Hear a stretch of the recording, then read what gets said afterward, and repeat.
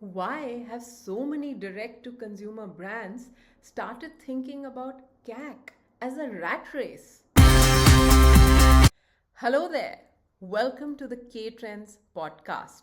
I'm Kanika, the curious and adventurous founder of K Trends, and I'm here to explore the latest trends in advertising and marketing with you every fortnight.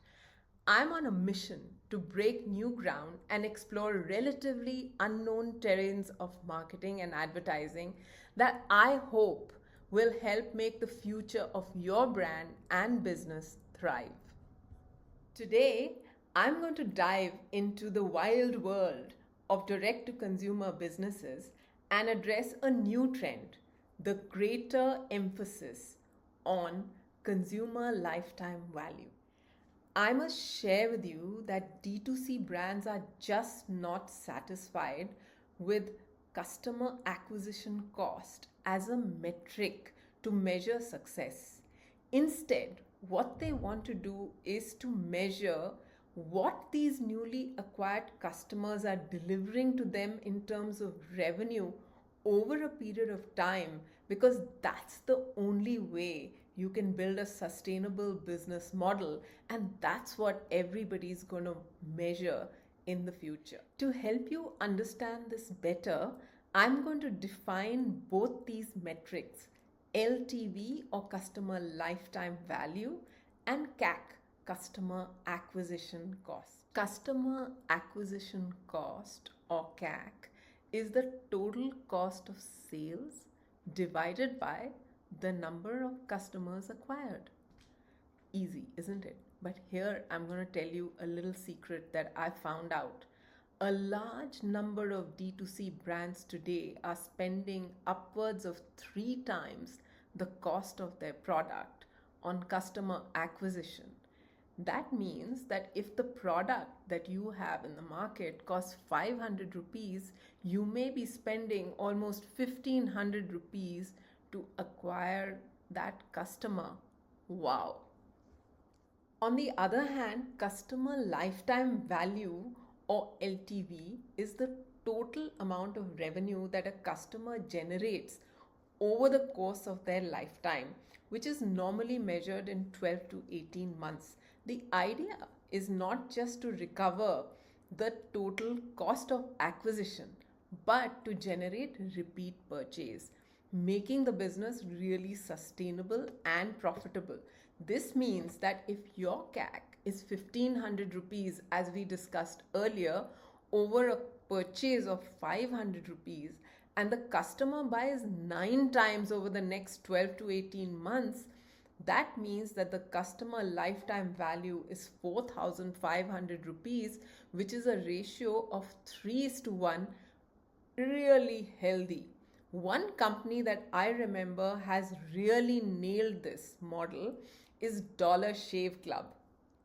Dollar Shave Club offered a subscription based service where they delivered high quality razors at your doorstep at a fraction of a cost of a traditional razor brand. It was a huge disruption in the industry. But what really made them a success was their focus on LTV as a metric. What they clearly realized was that if through a subscription based service they were able to get repeat business from their current customers, then that would be a truly sustainable and profitable business model. And that's what they went out and did and became a huge success. So now you must be wondering, if LTV is so important, why do direct to consumer brands still continue to focus so much on CAC? The reason is simple: it's a leaky bucket.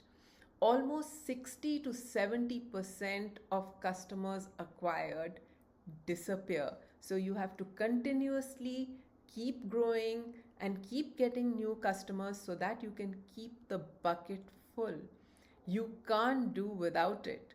But on the other hand, if you're not getting the right customers into the door, and if you're not working on a reasonable retention strategy, then you've got a really high cost business model. Watch out. How do you strike a balance between CAC and LTV?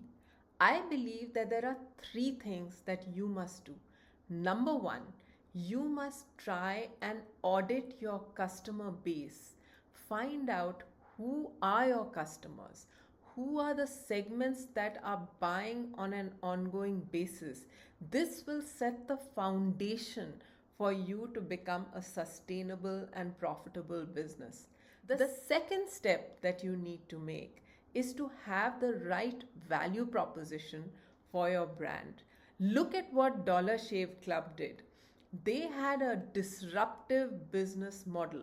They offered a subscription and they offered delivery at your doorstep, unlike what traditional razor brands were doing, at a fraction of a cost. What is your disruption? That is a really important question that you need to pose to yourself. The third and most important point that I'd like to make is your product a repeatable purchase? Can I buy your product again and again? How often am I going to buy the product? What is the model around which you're making sure that you have a lifetime value target to get on board? These are the three important steps that I believe are important for you to get started. I'm sure you're going to ask me, how do I set my goals for LTV and CAC? Well, if you're a startup, you probably need to have a balanced approach. And if you're a mature brand, you probably need to focus a lot more on LTV. But how do you actually set attainable targets or goals?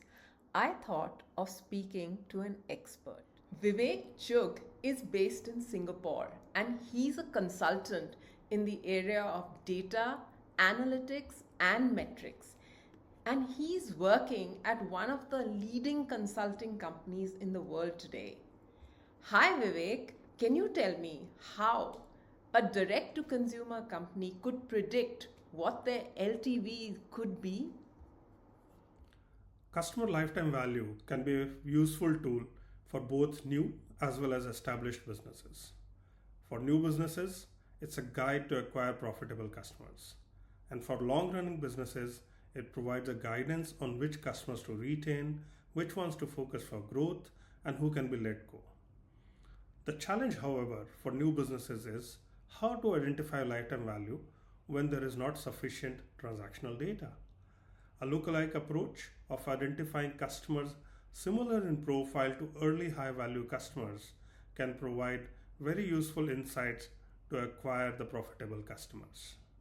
Vivek, loyalty programs are probably one of the most important strategies that brands tend to adopt to improve their lifetime value. What should companies do when it comes to viewing a loyalty strategy? Loyalty programs are a great way to enhance value from the customer. They can be used to reduce churn and improve cross-sell rates, thereby increasing the lifetime as well as revenue from the customers. But merely having a loyalty program or giving loyalty points is not enough. The loyalty points are just a payment for the customer to share their data. To drive loyalty, marketing managers must mine this data to derive customer insights and use these insights to personalize the customer engagement.